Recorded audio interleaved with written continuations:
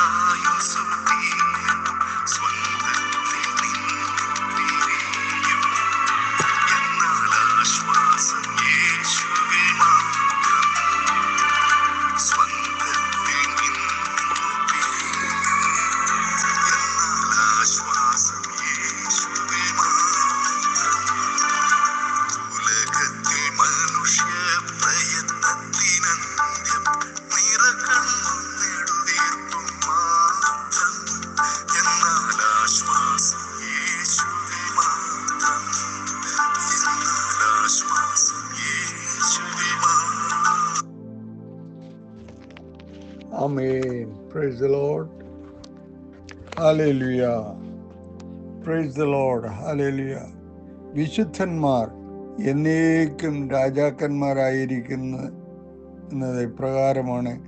എന്നേക്കും എന്ന വാക്കിൻ്റെ ആമേൻ അർത്ഥം എന്താണ്? ആരെയാണ് അവർ ഭരിക്കുന്നത്? ആമേൻ. ഈ ചോദ്യങ്ങൾക്കുള്ള മറുപടി മേൽപ്പറഞ്ഞ ചിന്തകളെ പുഷ്ടിപ്പെടുത്തുന്നു. എന്നേക്കും ഭരിക്കും എന്ന് പറഞ്ഞിരിക്കുന്നതിൻ്റെ അർത്ഥം എല്ലാ ദിവസവും ഭരിക്കുമെന്നാണ്. അതായത് 1000 കോടി വർഷങ്ങൾ പിന്നിട്ടാലും വിശുദ്ധന്മാരുടെ ഭരണം അവസാനിക്കുന്നില്ല. അങ്ങനെയെങ്കിൽ അവർ ആരെയാണ് ഭരിക്കുന്നത്? വിശുദ്ധന്മാർ ഇപ്പോൾ ഭൂമിയിൽ ഭരണം നടത്തുന്നില്ല. എന്നാൽ ക്രിസ്തു ഭൂമിയിലെ ഭരണം ഏറ്റെടുക്കുമ്പോൾ വിശുദ്ധന്മാർ ക്രിസ്തുവിനോടുകൂടെ 1000 വർഷം ഭരണം നടത്തുമെന്ന് വേദപുസ്തകത്തിൽ രേഖപ്പെടുത്തി വച്ചിരിക്കുന്നു. വെളിപ്പാട് പുസ്തകം 20-ന്റെ 6 എന്ന 1000 വർഷം കഴിയുമ്പോൾ ഈ ഭരണം അവസാനിക്കും. ആമേൻ. വെളിപ്പാട് പുസ്തകം 22-ന്റെ 5 നാം വായിച്ചത് അവർ എന്നേക്കും രാജാക്കന്മാരായിരിക്കുമെന്നാണ്. സഹസ്രാബ്ദ ഭരണത്തിന് ശേഷം വിശുദ്ധന്മാർ ആരെയാണ് ഭരിക്കുന്നത്? പ്രജകളില്ലാതെ ഭരണം നടത്തുവാൻ സാധിക്കുമോ? ഇല്ല. അങ്ങനെയെങ്കിൽ വിശുദ്ധന്മാർ എന്നേക്കും രാജാക്കന്മാരായിരിക്കേണ്ടതിന് തങ്ങളുടെ ഭരണത്തിന് കീഴ്പ്പെടുന്ന പ്രജകൾ ആരാണ്? അവർ പുതിയ യെരുശലേമിൽ വർദ്ധിച്ച് പെരുകുന്ന ജാതികളുടെ സമൂഹങ്ങളാണ്. അവരുടെ മേൽ വിശുദ്ധന്മാർ ഭരണം നടത്തും. ആമേൻ. ഇങ്ങനെ വർദ്ധിച്ചു പെരുകുന്ന ജനസമൂഹങ്ങൾ ഓരോ ഗോളങ്ങളിൽ നിറയുമ്പോൾ വിശുദ്ധന്മാർക്ക് ഓരോ ഗോളങ്ങളുടെയും ആധിപത്യം ലഭിക്കും. ഇത് സംബന്ധിച്ച് ബൈബിൾ തരുന്ന സൂചനകൾ ശ്രദ്ധിക്കുക. ജയിക്കുകയും ഞാൻ കൽപ്പിച്ച പ്രവൃത്തികളെ അവസാനത്തോളം അനുഷ്ഠിക്കുകയും ചെയ്യുന്നവന് എൻ്റെ പിതാവിങ്കൽ തന്നെ തന്നതുപോലെ, പിതാവ് എനിക്ക് തന്നതുപോലെ, ആമേൻ, പ്രൈസ് ലോർഡ്, എൻ്റെ പിതാവ് എനിക്ക് തന്നതുപോലെ ഞാൻ ജാതികളുടെ മേൽ അധികാരം കൊടുക്കും. ഞാൻ അവന് ഉദയ നക്ഷത്രവും കൊടുക്കും. ആത്മാവ് സഭകളോട് പറയുന്നത് എന്തെന്ന് ചെവിയുള്ളവൻ കേൾക്കട്ടെ. വെളിപ്പാട് പുസ്തകം 2:26 മുതൽ 29 വരെയുള്ള വാക്യങ്ങൾ. കർത്താവ് തൻ്റെ സഭയിലെ ജയാളികൾക്ക് നൽകുന്ന വാഗ്ദത്തങ്ങൾ 2 വാഗ്ദത്തങ്ങളാണ് മേലുദ്ധരിച്ച വേദഭാഗങ്ങളിൽ രേഖപ്പെടുത്തിയിരിക്കുന്നത്. ആമേൻ. ജാതികളുടെ മേലുള്ള അധികാരവും ഉദയ നക്ഷത്രവുമാണ് മേൽപ്പറഞ്ഞ വാഗ്ദാനങ്ങൾ. ഉദയനക്ഷത്രം കൊടുക്കുക എന്ന് പറഞ്ഞാൽ എന്താണ്? ഹല്ലേലൂയ. ഉദയ നക്ഷത്രം എന്നാൽ എന്താണ്? ഈ ചോദ്യങ്ങളുടെ മറുപടിയും ഈ അധ്യായത്തിലെ ആമേൻ പ്രമേയത്തെ ആമേൻ ഉറപ്പിക്കുന്നത്. ഹല്ലേലൂയ. വേദപുസ്തക ഭാഷാ ശൈലിക്ക് ആലങ്കാരികതയുണ്ട്. പ്രത്യേകിച്ച് വെളിപ്പാട് പുസ്തകത്തിലെ ഭാഷാ പ്രയോഗങ്ങൾ ഒട്ടുമുക്കാലും ആലങ്കാരിക ഭാഷാ പ്രയോഗങ്ങളാണ്.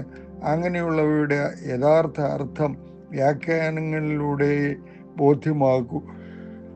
വേദപുസ്തകത്തിൽ നക്ഷത്രങ്ങളെ പലരോടും ഉപയോഗിച്ചിട്ടുണ്ട്. യേശു ക്രിസ്തുവിൻ്റെ പുനരാഗമനത്തെ ഉദയനക്ഷത്രമായി ചിത്രീകരിച്ചിട്ടുണ്ട്. ദൈവത്തിൻ്റെ വിശുദ്ധ ദൂതന്മാരെ പ്രഭാത നക്ഷത്രങ്ങളായി ഉപയോഗിച്ചിട്ടുണ്ട്. ഈ ഉപമകൾ കൂടാതെ ആകാശത്തിൽ മിന്നിത്തിളങ്ങി നിൽക്കുന്ന നക്ഷത്രങ്ങളെക്കുറിച്ചും രേഖപ്പെടുത്തിയിട്ടുണ്ട്. ഇവയിൽ ഏത് നക്ഷത്രത്തെക്കുറിച്ചാണ് ഉദയനക്ഷത്രം എന്ന് പറഞ്ഞിരിക്കുന്നത്? യേശു, ആമേൻ, ക്രിസ്തു.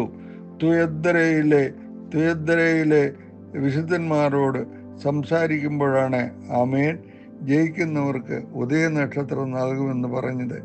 ആകയാൽ ഇവിടെ പറഞ്ഞിരിക്കുന്ന ഉദയനക്ഷത്രം ക്രിസ്തു അല്ല. ക്രിസ്തു സമ്മാനമായി തൻ്റെ വിശുദ്ധന്മാർക്ക് കൊടുക്കുന്ന ഒന്നാണ് ഉദയനക്ഷത്രം.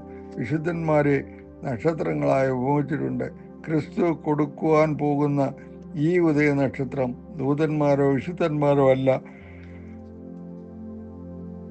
ആമേൻ.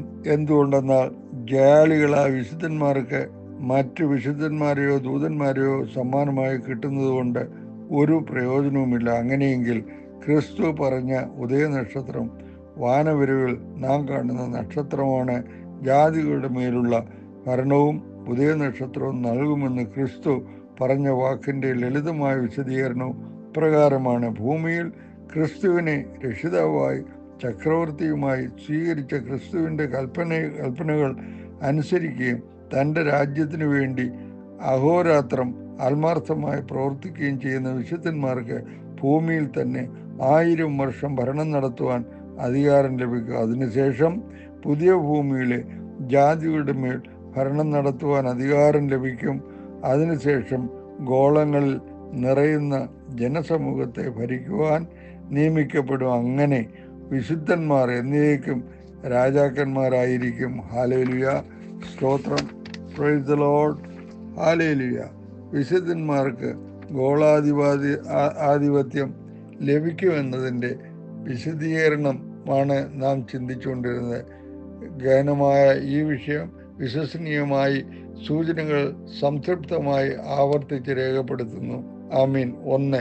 പാപരഹിതനായ മനുഷ്യൻ വർദ്ധിച്ചു പെരുകുവാനുള്ള ദൈവത്തിൻ്റെ നിർദ്ദേശം പാലിക്കപ്പെടണം. ഉൽപ്പത്തി 1:28. ആമീൻ. 2. പുതിയ യെരുശലേമിൽ ജാതികൾ പ്രവേശിക്കുന്നു. അവർക്ക് ജീവവൃക്ഷത്തിൻ്റെ ഇല ആരോഗ്യത്തിന് കാരണമാകുന്നു. വെളിപ്പാട് പുസ്തകം 21:24, 22:3. ആമേൻ. Praise the Lord. 3. വിശുദ്ധന്മാർ എന്നേക്കും രാജാക്കന്മാരായിരിക്കും. വെളിപ്പാട് പുസ്തകം 22:5. ഹല്ലേലൂയ. 4. ജയിക്കുകയും ദൈവത്തിൻ്റെ കൽപ്പന അവസാനത്തോളം പ്രമാണിക്കുകയും ചെയ്യുന്നവർക്ക് ജാതികളുടെ മേലുള്ള അധികാരവും ഉദയനക്ഷത്രവും ലഭിക്കും. വെളിപ്പാട് പുസ്തകം 2:27-28. ആമേൻ. 5. പ്രപഞ്ചത്തിലെ ഒരു ചെറിയ കണികയായ ഭൂമിയെക്കുറിച്ച് ഇത്രയധികം പ്ലാനും പദ്ധതിയും ദൈവത്തിനുണ്ടെങ്കിൽ ഭൂമിയേക്കാൾ കോടിക്കണക്കിന് മടങ്ങ് വലിപ്പമുള്ളതും ഭൂമിയിലെ മണൽത്തരികളിലേക്കാൾ അധികമുള്ളതുമായ ആമേൻ ഹല്ലേലൂയ. താരാപഥങ്ങളെക്കുറിച്ചും ഗോളങ്ങളെക്കുറിച്ചും ദൈവത്തിൻ്റെ ഉദ്ദേശം എത്ര വലുതായിരിക്കും. ഇന്നത്തെ മനുഷ്യൻ ചന്ദ്രനിൽ ചെന്നത് വലിയ കാര്യമായി ഗണിക്കുന്നു. ചൊവ്വയിൽ നിരീക്ഷണം നടത്തുന്നത് നേട്ടമായി കണക്കാക്കുന്നു. നക്ഷത്രങ്ങളെ കണ്ടുപിടിക്കുന്നതും പഠിക്കുന്നതും വിജ്ഞാനമായി കരുതുന്നു. നിശ്ചയമായിട്ടും ഇതെല്ലാം കൊച്ചു മനുഷ്യൻ്റെ വലിയ കാര്യങ്ങളാണ്. എന്നാൽ ആസന്ന ഭാവിയിൽ ക്രിസ്തുവിൻ്റെ ഭക്തന്മാർ ഭൂമിയിൽ മാത്രമല്ല, ഗോളങ്ങളിൽ, നക്ഷത്ര സമൂഹങ്ങളിൽ ഭരണങ്ങൾ നടത്തും. കത്തി ജ്വലിച്ചുകൊണ്ടിരിക്കുന്ന ചില നക്ഷത്ര സമൂഹങ്ങൾ അന്ന് മനുഷ്യന് നിവാസയോഗ്യമായി തീരും. ആകയാൽ വിശുദ്ധന്മാരെ ആകാശത്തിൽ മിന്നി തിളങ്ങുന്ന ഗോളങ്ങളെ നിങ്ങൾ കാണുമ്പോൾ ഈ കാര്യം ഓർമ്മയിലുണ്ടായിരിക്കണം. ആസന്ന ഭാവിയിൽ നിങ്ങൾ പ്രപഞ്ചത്തിലെ ചില ഗോളങ്ങളുടെ ഗവർണറായി, രാജാവായി അയക്കപ്പെടുവാൻ പോകുകയാണ്. യേശു ക്രിസ്തു പ്രപഞ്ചത്തിൻ്റെ സൃഷ്ടാവും അതിൻ്റെ ഉടമയുമാണ്. യേശു ക്രിസ്തുവിനെ സ്വീകരിക്കുന്നതിലൂടെ നാമും പ്രപഞ്ചത്തിൻ്റെ അവകാശികളായി തീരുകയാണ്.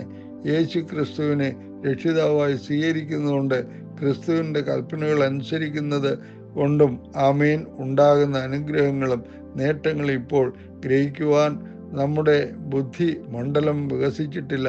ഒരു മനുഷ്യന് നേടുവാൻ കഴിയുന്ന ഏറ്റവും വലിയ നേട്ടം ക്രിസ്തുവിനെ സ്വീകരിക്കുകയും അനുസരിക്കുകയും ചെയ്യുക എന്നുള്ളതാണ്. ഒരു മനുഷ്യന് സംഭവിക്കാവുന്ന ഏറ്റവും വലിയ നഷ്ടം ക്രിസ്തുവിനെ സ്വീകരിക്കാതിരിക്കുകയും ക്രിസ്തുവിനെ അനുസരിക്കാതിരിക്കുകയും ചെയ്യുക എന്നുള്ളതാണ്.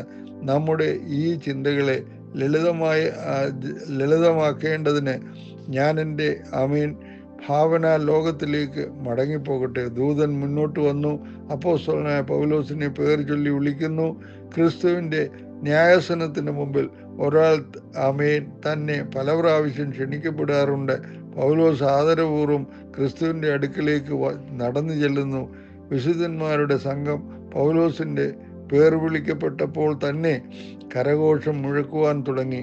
ഗബ്രിയേൽ മാലാഖ, മീഖായേൽ മാലാഖ ദൂതന്മാരുടെ ഇടയിൽ നിന്ന് മുന്നോട്ട് വന്ന് പൗലോസിനെ സ്വാഗതം ചെയ്തു. ക്രിസ്തു പൗലോസിൻ്റെ യൂറോപ്പിലെ പ്രവർത്തനങ്ങൾ പ്രദർശിപ്പിക്കുന്നു. ദൂതനോട് ആവശ്യപ്പെട്ടു. ദൂതൻ ആ വലിയ സ്ക്രീനിൽ പൗലോസിൻ്റെ യൂറോപ്പിലെ പ്രവർത്തികൾ പ്രദർശിപ്പിച്ചു. പൗലോസ് ഫിലിപ്പിയിൽ ചെല്ലുന്നു. സീലാസും കൂടെയുണ്ട്. സുവിശേഷം പ്രസംഗിക്കുന്നു. ഒരു സ്ത്രീയിലെ ഭൂതത്തെ ശാസിക്കുന്നു. സുവിശേഷ വിരോധികൾ ഇളകി മറിയുന്നു. പൗലോസിനെയും സീലാസിനെയും മർദ്ദിക്കുന്നു, അടിക്കുന്നു, ജയിലിലടച്ചു പൂട്ടുന്നു. അടുത്ത പ്രഭാതത്തിൽ ജയിൽ അധികൃതർ അവരെ പുറത്താക്കുന്നു. വീണ്ടും പൗലോസ് മിഷണറി പ്രവർത്തനം തുടരുന്നു. റോമൻ ഭരണാധികാരികൾ തന്നെ അറസ്റ്റ് ചെയ്യുന്നു. റോമിൽ കിണറ് പോലുള്ള ഒരു ജയിൽ പൗലോസിനെ അടയ്ക്കുന്നു. ഒരു നദിയുടെ മുകളിലായിരുന്നു ആ ജയിൽ പണിയപ്പെട്ടിരുന്നത്. കിണറ് പോലുള്ള ആ ജയിലിൻ്റെ മുകൾ ഭാഗത്ത് നിന്നാണ് ഭക്ഷണ സാധനങ്ങൾ വല്ലപ്പോഴും ഇട്ടുകൊടുക്കുന്നത്. കൊടും ശൈത്യത്തിലും കൊടും പട്ടിണിയിലും. ഹല്ലേലൂയ, സ്തോത്രം, ഹല്ലേലൂയ, ആമേൻ. പൗലോസ് ലേഖനങ്ങൾ എഴുതുന്നു. റോമൻ കോടതി പൗലോസിനെ വധശിക്ഷയ്ക്ക് വിധിക്കുന്നു. വധശിക്ഷയെക്കുറിച്ചുള്ള വാർത്ത അറിഞ്ഞപ്പോൾ പൗലോസ് വീണ്ടും ക്രിസ്തുവിനെ കുറിച്ചുള്ള ലേഖനം എഴുതുന്നു. ഒരു പ്രഭാതത്തിൽ പൗലോസ് ജയിൽ വിമുക്തനാകുന്നു. പടയാളികൾ തന്നെ കൊലക്കളത്തിലേക്ക് കൊണ്ടുപോകുന്നു. കൈകൾ രണ്ടും പുറകോട്ട് കെട്ടി കൊലക്കളത്തിൽ കുനിച്ചു നിർത്തുന്നു. ഒരു പടയാളി പൗലോസിന്റെ കഴുത്തിൽ വാളുകൊണ്ട് ആഞ്ഞു വെട്ടുന്നു. ഉടലിൽ നിന്നും വേർപെട്ട ശിരസ് നിലത്തൂടെ ഉരുളുന്നു. പൈപ്പ് പൊട്ടി വെള്ളം ചീറ്റുന്നത് പോലെ രക്തം പൗലോസിന്റെ മുറിഞ്ഞ കഴുത്തിൽ നിന്നും മുകളിലേക്ക് ചീറ്റുന്നു. കുനിഞ്ഞു നിന്ന ആ ശരീരം തലയില്ലാതെ ഒരു പ്രാവശ്യം തനിയെ നിവരുന്നു. പിന്നീട് മുന്നോട്ട് തന്നെ വീഴുന്നു. ഈ രംഗം പ്രദർശിപ്പിച്ചുകൊണ്ടിരിക്കുന്ന ദൂതൻ പോലും കരഞ്ഞുപോയി. എല്ലാവരുടെയും കണ്ണ് നിറഞ്ഞ് പൗലോസ് ആ കൂട്ടത്തിൽ കരഞ്ഞുപോയി. പൗലോസും അക്കൂട്ടത്തിൽ കരഞ്ഞുപോയി. പ്രദർശനം അവസാനിപ്പിച്ചു. ക്രിസ്തു എഴുന്നേറ്റ് പൗലോസിനെ ആശ്ലേഷിച്ചു. യൂറോപ്പിലെ 1000 വർഷത്തെ ഭരണകർത്താവായി ക്രിസ്തു പൗലോസിനെ നിയമിച്ചു. ഈ നിയമനം കേട്ടപ്പോൾ സദസ്സ് ഒന്നടങ്കം സന്തോഷിച്ചുകൊണ്ട് തുള്ളിച്ചാടി. മാത്രമല്ല, ആസന്ന ഭാവിയിൽ ഗംഗ ഗാലക്സിയിലെ സകല താരാപഥങ്ങളുടെയും രാജാവായി പൗലോസിനെ നിയമിച്ചിരിക്കുന്നതായി ക്രിസ്തു പ്രഖ്യാപിച്ചു. പത്രോസും യോഹന്നാനും യാക്കോബും 11 അപ്പോസ്തലന്മാരും ഓടി വന്ന് പൗലോസിനെ എടുത്തുയർത്തി. ദൂതന്മാർ ജയത്തിന്റെ ഗാനം മുഴക്കി. വിശുദ്ധ സംഘം നൃത്തം ചവിട്ടി. ആമേൻ. എല്ലാവരും ഏകമായി ദൈവത്തെ ആരാധിച്ചു. ഹല്ലേലൂയ, സ്തോത്രം, ആമേൻ. ദൈവം ഈ നാം കേട്ടതായ കാര്യങ്ങളാൽ ദൈവം നമ്മെ അനുഗ്രഹിക്കട്ടെ. നല്ല തീരുമാനങ്ങൾ എടുത്ത് ക്രിസ്തുവിന് വേണ്ടി, ദൈവത്തിനു വേണ്ടി, ദൈവരാജ്യത്തിനു വേണ്ടി വരുവാനിരിക്കുന്ന വലിയ അനുഗ്രഹങ്ങളെ പ്രാപിപ്പാൻ നമുക്കെല്ലാവർക്കും ഇടയാകട്ടെ എന്ന് പ്രാർത്ഥിച്ചുകൊണ്ട് ഇപ്പോൾ ഇവിടെ ചുരുക്കുന്നു. ദൈവം നമ്മെ എല്ലാവരെയും അനുഗ്രഹിക്കട്ടെ, സഹായിക്കട്ടെ. ദൈവത്തിന് സ്തോത്രം. ഹല്ലേലൂയ. ദൈവനാമത്തിന് മഹത്വം. Price the Lord. ഹല്ലേലൂയ. ആമേൻ.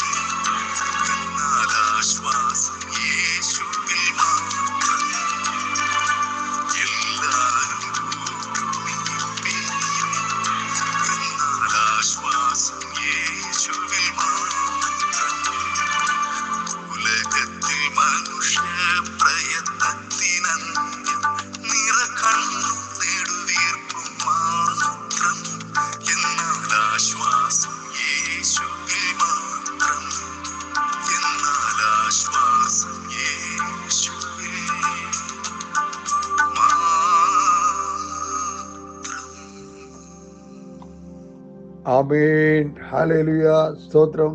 കണ്ണുകളെ അടയ്ക്കാൻ നമുക്ക് പ്രാർത്ഥിക്കാം.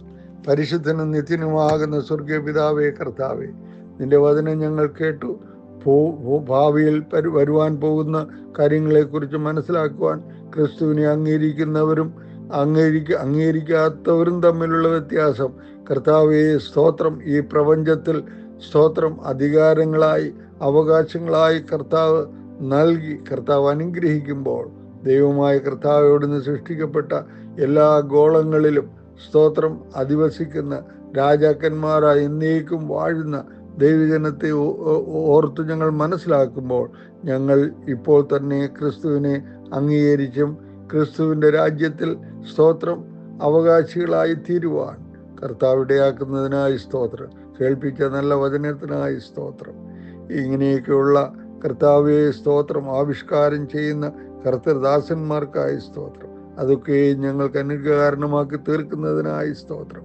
സകല മഹത്വവും കർത്താവിന് അർപ്പിക്കുന്നു. കർത്താവ് പ്രാർത്ഥന കേട്ടതിനായി സ്തോത്രം. യേശു കർത്താവിൻ്റെ ധന്യനാമത്തിൽ തന്നെ. ആമേൻ, ആമേൻ, ആമേൻ. ഹല്ലേലൂയ, ഹല്ലേലൂയ. Praise the Lord.